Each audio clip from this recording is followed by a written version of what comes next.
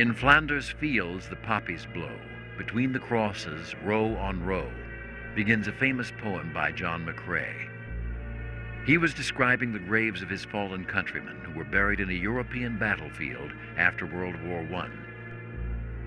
These fields claim the bodies of countless young men during the war to end all wars.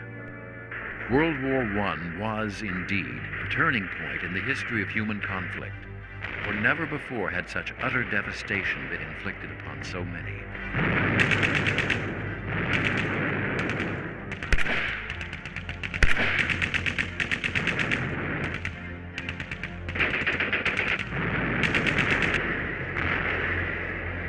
During the years 1914 to 1918, newly invented weapons capable of extraordinary slaughter were put into the hands of armies of ever-increasing size. Politics and attitudes from the 19th century created the climate that allowed this conflict to grow. However, it took only one act to set the war in motion: an assassin's bullet on June 28, 1914.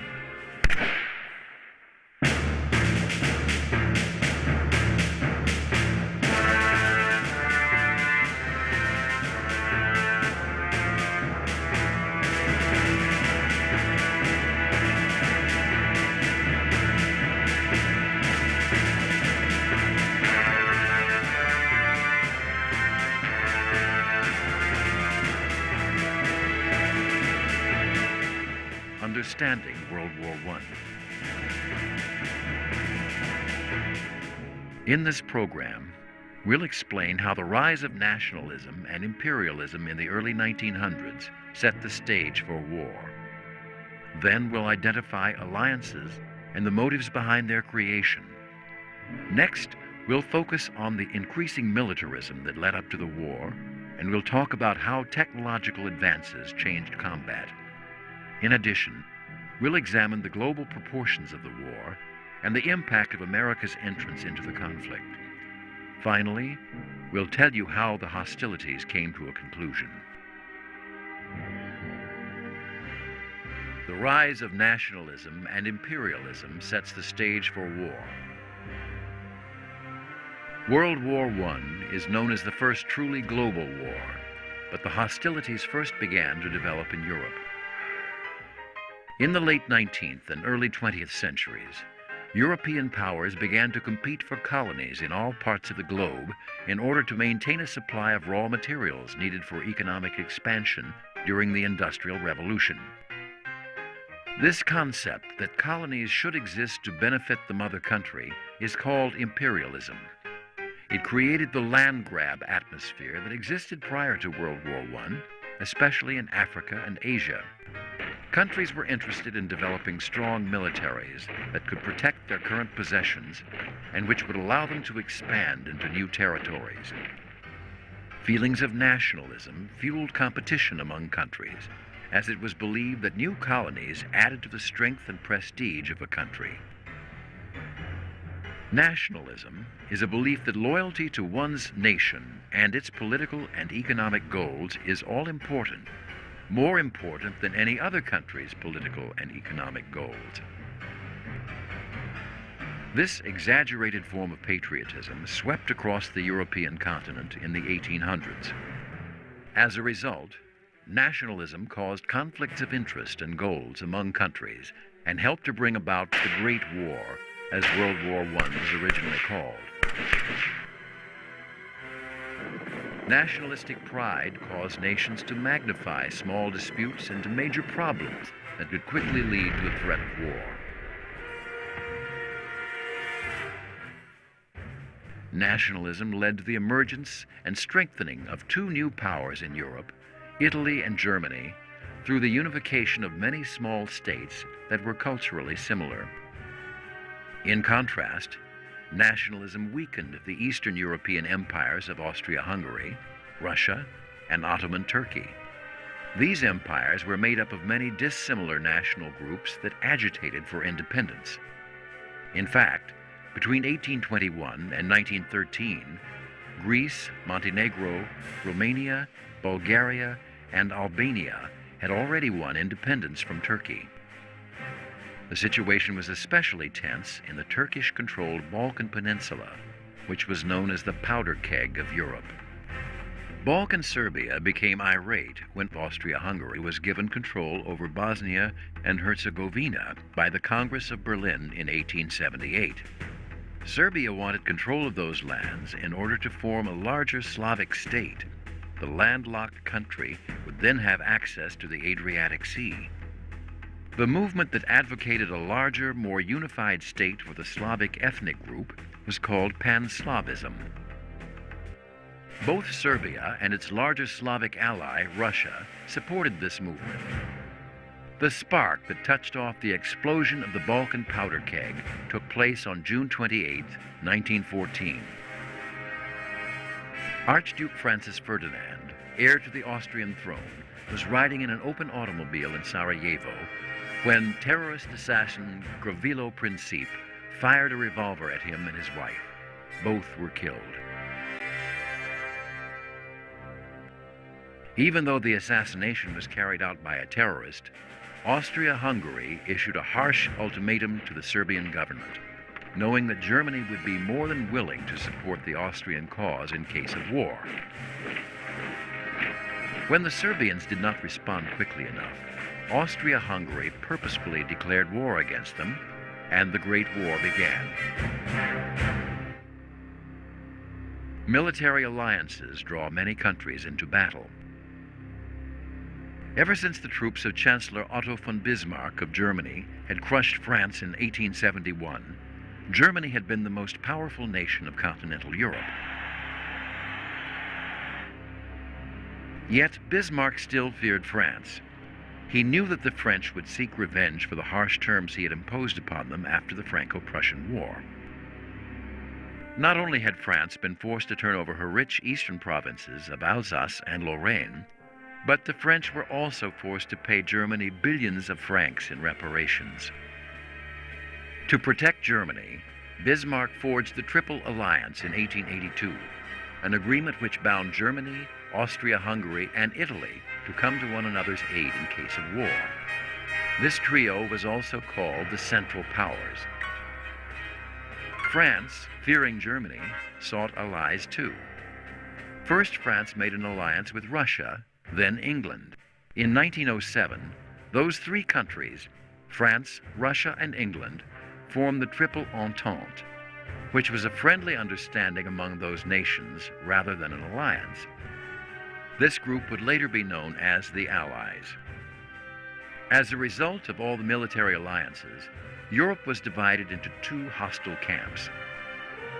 While alliances provided protection for a country, alliance members could be forced to fight against a nation with which they had no quarrel, or over an issue in which they had no interest. The following list of warring nations illustrates the magnitude of world involvement. The list indicates when each country entered the war and on which side. Not all countries sent troops.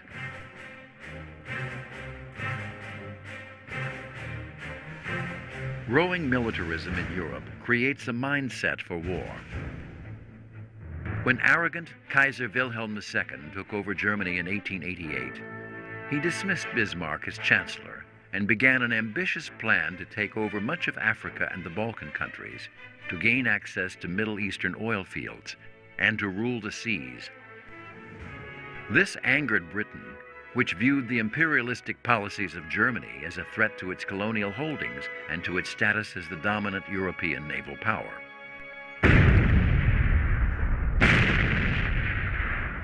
Britain had good reason to fear Germany. By 1898, Germany's naval force was big enough to challenge the British Navy, especially with the invention of the German U-boat, or submarine. U stands for Unterwasser, or underwater. American financier Andrew Carnegie tried to prevent war by providing a place in the Netherlands where diplomats could hold international conferences to reduce world tension. His attempt was unsuccessful. Militarism, or the glorification of armed strength, dominated the thinking of many European leaders because it was thought that only the use of force could solve problems among nations. In the late 1800s, European countries built up large reserve armies of drafted civilians who were given military training so that they could be called upon for military service if needed. Technology changed the nature of war. With advances in technology, nations began to create new weapons of war: the machine gun, the tank, the submarine, and the airplane.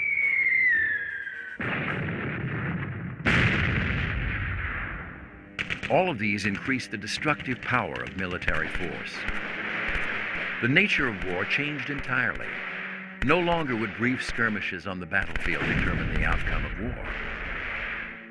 To avoid being caught in the line of fire of the deadly machine gun, troops practiced trench warfare, the digging of trenches in the ground where they could hide for protection. In the trenches, soldiers communicated with their troops by telephone and radio. From the air, pilots in airplanes could observe enemy maneuvers, drop bombs, and gun down enemy planes. These clashes between enemy planes were called dogfights. Germany even developed a machine gun timed to fire between an airplane's revolving propeller blades. This enabled one German pilot, known as the Red Baron, to shoot down 80 planes in the war, thereby earning himself the title of Ace. Eddie Rickenbacker was a famous American war pilot. Germany used airships called Zeppelins to float over London and drop bombs.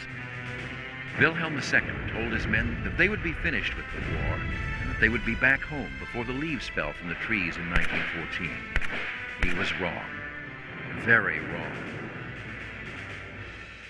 The conflict would last 4 more agonizing years. World War I would become a war of attrition, which meant that the nation that could survive such a war for the longest period of time would win.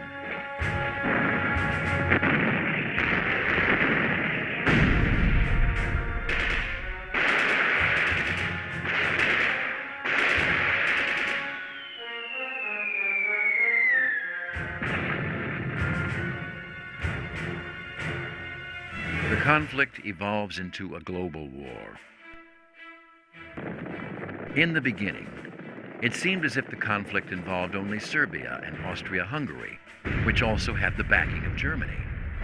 Not true. Serbia was allied with Russia, which began to mobilize or prepare for war against Austria-Hungary and Germany.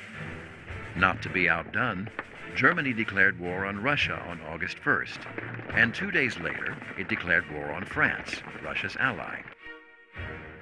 To catch France off guard, Germany requested permission to attack France by going through neutral Belgium. When Albert I of Belgium refused permission, Germany fought its way through the tiny country anyway, attacking the courageous Belgian citizens who stood up to the invaders. Going through Belgium was part of a surprise plan devised by German General Schlieffen. If Germany could attain a quick victory over France, waging war on 2 fronts at one time could be avoided. This was not to be. The war on the Western Front between France and Germany was a long and bloody one. It was only after the Germans captured Brussels, the capital of Belgium, that French General Joffre realized the seriousness of the danger to France. At one point, during the week-long Battle of the Marne, German scouts were only 14 miles from Paris and could see the spire of the Eiffel Tower, but were able to come no closer. British, French, and Belgians fought them back fiercely to hold strategic Allied positions along the coast. This was a key victory for the Allies because it ended Germany's hopes to defeat France quickly. At the end of 1914, the war had reached a stalemate on the Western Front, which had become a maze of deep trenches and barbed wire that stretched for 1,000 miles. The French had suffered losses of 854,000 soldiers, the Germans 677,000. In 1915, the only change was the innovation of poison gas and the use of gas masks. Germans used them first, Then the Allies followed suit. In 1916, the French fought a heroic battle at Verdun, led by General Henri-Philippe Pétain.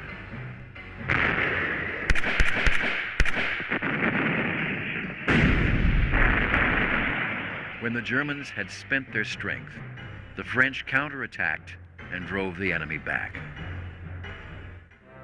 Verdun then became a symbol of heroic resistance. Other fighting took place around the world. In the Middle East, when Turkey entered the war in October 1914, it gave Britain an excuse to satisfy a desire for territory in the Middle East. Britain annexed Turkish Cyprus and declared a protectorate over Egypt and the strategic Suez Canal. On the Italian front, Italy decided to side with the Allies after the unjust German invasion of Belgium and helped to wear down the armies of Austria-Hungary. On the Eastern Front, Russia suffered great losses at the hands of the German armed forces, but was able to experience more success against the Austria-Hungarians, many of whom were Slavs who deserted to fight on the side of Russia and Serbia. Russia had to drop out of the war because of a revolution within its own country, during which Tsar Nicholas II was overthrown by the Russian people. This, in turn, was followed by the Bolshevik Revolution of 1917. Communist leader Lenin had the Tsar and his family executed before signing an armistice with Germany. America enters the war. Japan entered the war on the side of the Allies. Initially, the United States of America did not join in. In 1914, President Woodrow Wilson and most Americans felt that the U.S. should not be involved in the European war. They believed in a policy of isolationism and neutrality instead. However, the sinking of the British passenger liner Lusitania changed many minds. 124 Americans went down with the ship off the coast of Ireland in 1915. Germany used its submarines as very effective assault weapons during World War I. U-boats sank 1 of every 4 ships leaving British ports. A torpedo would be fired to explode the enemy ship. Germans also attacked neutral vessels if they were carrying supplies to the enemy allies. Germany feared that unrestricted submarine attacks might bring America into the war, so they devised a backup plan to divert American troops from Europe.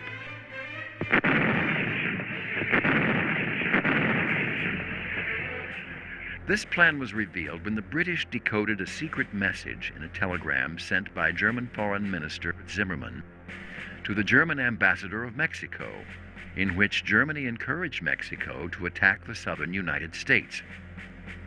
In return, Germany would give to Mexico the states of Texas, New Mexico, Arizona, and other lands that had been lost to the U.S. during the Mexican-American War.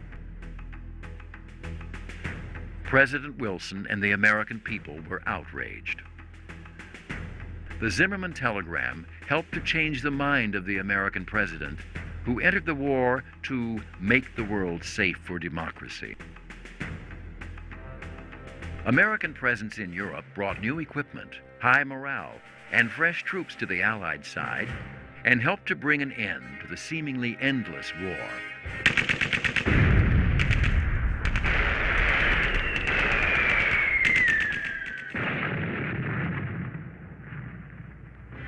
On January 18, 1918, President Wilson addressed the American Congress and presented his famous 14 points for peace. Among other things, Wilson called for arms reduction, open diplomacy, national self-determination, and the formation of a League of Nations to mediate future international disputes. Unfortunately, the League was not effective because it was given no power. The Great War ends. In October, Germany and Austria conceded defeat, and on November 11th, an armistice was signed to end the fighting. We now commemorate November 11th in America as Veterans Day.